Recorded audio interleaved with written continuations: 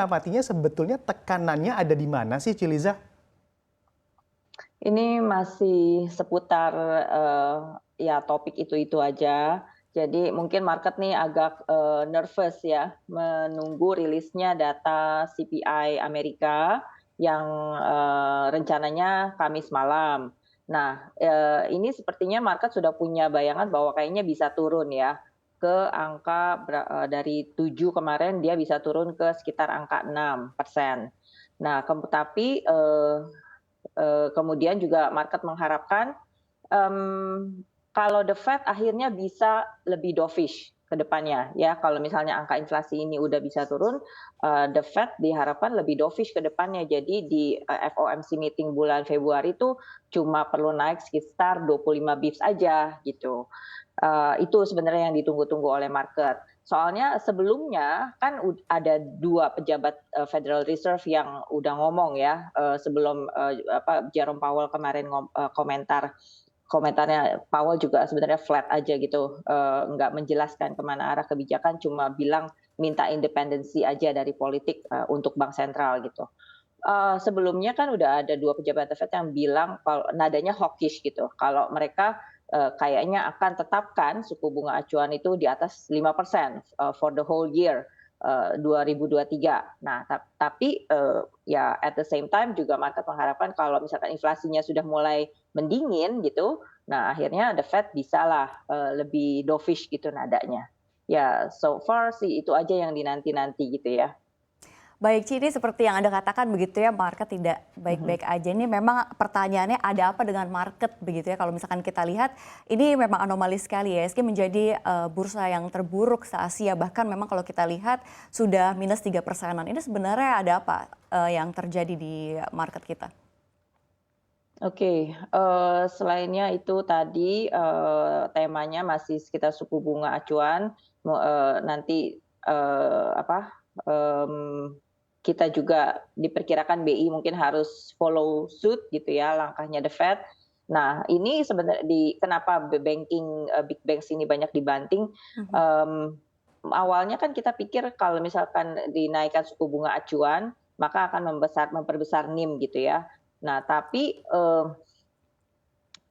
di satu sisi juga akan menekan volume kredit gitu. Jadi, bank tidak hanya berpegang pada pendapatan NIM saja, tapi juga harus, bisa ningkatin volume kreditnya. Nah, kemudian di hal kedua adalah mungkin adanya dana, dana terbang atau, capital flight gitu maksudnya ke bursa saham lain, yang pastinya itu adalah mungkin ke bursa Hong Kong, sama Mhm. China. Nah, ini kan karena mereka ada sentimen positif mereka mau buka border ya, dan, diharapkan roda perekonomian China itu akan kembali berlari di, kecepatan yang optimal. Jadi, pada waktu berita itu mulai, dibuka at least, last week, nah itu kita bandingin PE Indonesia sama PE-nya bursa Hong Kong tuh beda jauh ya. Bursa Hong Kong, Hang Seng itu masih di sekitar 7,6 kali PE ratio-nya, sedangkan kita udah di 13 kali. Mhm. Jadi, market melihat bahwa investasi di sana tuh, masih murah, masih lebih murah daripada Indonesia gitu. Baik. Nah, terus kemudian juga, belakangan ini kan lembaga internasional keuangan mengeluarkan proyeksi pertumbuhan ekonomi 2023, IMF juga udah bilang, udah nadanya gelap gitu ya, 2/3 dunia akan resesi. Nah, kemudian disusul World Bank nih, kembali menurunkan proyeksi pertumbuhan ekonomi. Indonesia juga ikutan di-downgrade dari yang tadinya 5%, sekarang jadi katanya proyeksinya 4,9 aja gitu. Malah kita a bit, slightly lower dari Philippines sama Vietnam gitu. Nah, jadi artinya Indonesia mungkin karena ini tahun, resesi itu walaupun kita nggak resesi, tapi kita akan berasa seperti resesi karena, kesulitannya negara-negara buyer kita untuk trading gitu karena mereka juga harus prioritaskan spending-nya, kita mulai kehilangan daya saing. Mmm. Nah, dari sisi, natural resources atau komoditi yang selama ini jadi, karakteristik utama market kita gitu. Nah, itu sebenarnya masih banyak perdebatan juga ya, Iya. karena kalau, begitu China buka border, is really a game changer for us gitu. Karena tadinya kita pikir kan mereka masih lockdown, tapi kalau sekarang mereka mulai buka lagi perekonomiannya, of course yang biasanya kita ekspor ke sana akan mulai jalan lagi gitu Ya. loh. So itu ya sebenarnya dan juga mulai udah kelihatan bahwa dari India soal masalah batu bara ini juga dari India mungkin akan meningkatkan impor batu bara mereka perlu untuk memenuhi kebutuhan domestik. Nah, itu juga masih merupakan pasar gitu buat para emiten batu bara kita. So, masih banyak tarik ulurnya dan lagi juga ada hal semacam geopolitical tension itu masih berlangsung di Rusia dan Ukraina. Ya, intinya adalah mungkin tahun ini adalah tahun mencari equilibrium atau keseimbangan baru gitu. Baik. Kalau komoditi ini udah selesai ceritanya, what next? Apa yang Baik. jadi andalan buat Indonesia? Oke, baik, Cilisa. Tapi walaupun memang yang Anda sebutkan tadi begitu ya, banyak sekali sentimen negatif yang tentunya juga masih meliputi tahun 2023 bahkan. Tapi andai kita mengamati juga pernyataan dari pemerintah yang mana juga mengamati optimisme bahwa memang fundamental ekonomi kita masih cukup baik. Tapi kenapa walaupun kita fundamentalnya masih cukup baik, bahkan di negara tetangga begitu di Asia Tenggara ini, kenapa bursa kita juga masih yang cukup dalam untuk koreksinya, Ciliza?